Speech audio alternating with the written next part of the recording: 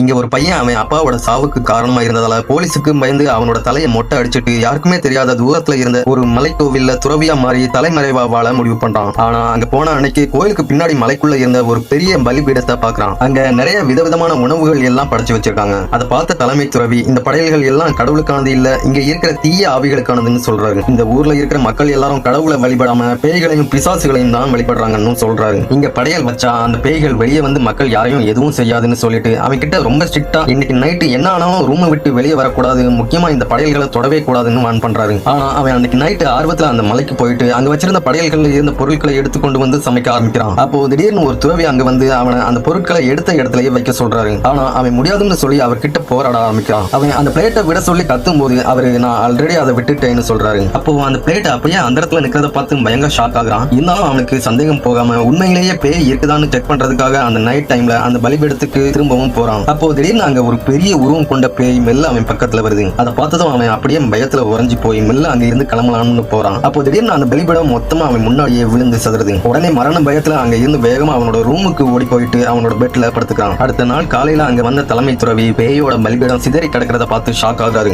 ஏன்னா ஒரு பேய் கோபப்பட்டுச்சுன்னா அதோட இடத்தை பிடிக்க இன்னொரு உயிரை தேடும்னு சொல்லியிருப்பாரு. அப்போ அங்க இருந்தவங்க எல்லாரும் அந்த பையன் தான் இதுக்கெல்லாம் காரணம்னு அவன் மேல குற்றம் சாட்டுறாங்க. அதனால அவன் கோபத்துல அந்த இடத்தை விட்டே கிளம்ப முடிவு பண்றான். ஆனா அவன் போகும்போது அந்த தலைமை துறவி அவனை ஸ்டாப் பண்ணி இன்னைக்கு நைட் அந்த ஆவி கண்டிப்பா உன்னை தேடி வரும், நீ இந்த கோயில்ல இருக்கிறது தான் உனக்கு சேஃப்னு அவனை வான் பண்றாரு. இருந்தாலும் அவன் அதை நம்பாம அந்த மலையில இருந்து கீழே இறங்க ஆரம்பிக்கிறான். அவன் போயிட்டு இருக்கும்போது திடீர்னு அந்த காடு பயங்கர பனியால மூடப்படுது. அவனோட போன்லயும் சிக்னல் கட் ஆகிடுது. அவன் பயத்துல அப்படியே போயிட்டு இருக்கும்போது திடீர்னு ஒரு துறவி அங்க வந்து இப்போ போனா லேட் ஆகிரும்னு சொல்லி அவனை ஒரு குகைக்குள்ள கூட்டிட்டு போறாரு. அவர் அங்க ஃபுல்லா மெழுகுவர்த்தியை ஏத்திட்டு அவன் கிட்ட ஒரு புனித புத்தகத்தையும் கொடுத்து நைட்டு ஃபுல்லா இதை படிச்சுக்கிட்டே இரு, என்ன நடந்தாலும் குகையை விட்டு மட்டும் வெளியே வந்துடாத, அந்த ஆவி இங்க வந்து என்ன வேணும்னாலும் செய்யலாம்னு சொல்றாரு. அவனும் சரின்னு அந்த புக்கை வாங்கிக்கிட்டு திரும்பி பாக்குறதுக்குள்ள அவர் எங்க போனாருன்னே தெரியாம மறைஞ்சு போயிடுறாரு. அவன் அந்த புக்கை வாசிக்க ஆரம்பிச்சதும் கொஞ்ச நாளைக்கு முன்னாடி ரோட்ல அவன் ஃப்ரெண்டு கூட போயிட்டு இருக்கும்போது சும்மா அங்க வர்ற வண்டிகள்ல கல்ல தூக்கி எரிஞ்சு விளையாடிட்டு இருந்தப்போ அவன் அப்பாவோட கார்ல தெரியாம கல்ல தூக்கி எரிஞ்சதுல அவர் இறந்து போன விஷயம் ஞாபகத்துக்கு வந்து அவனை ரொம்ப பதட்டப்பட வைக்குது. அப்போ திடீர்னு அந்த மெழுகுவர்த்தி எல்லாம் அணைஞ்சு அந்த இடமே பயங்கர இருட்டா மாறிடுது. அங்க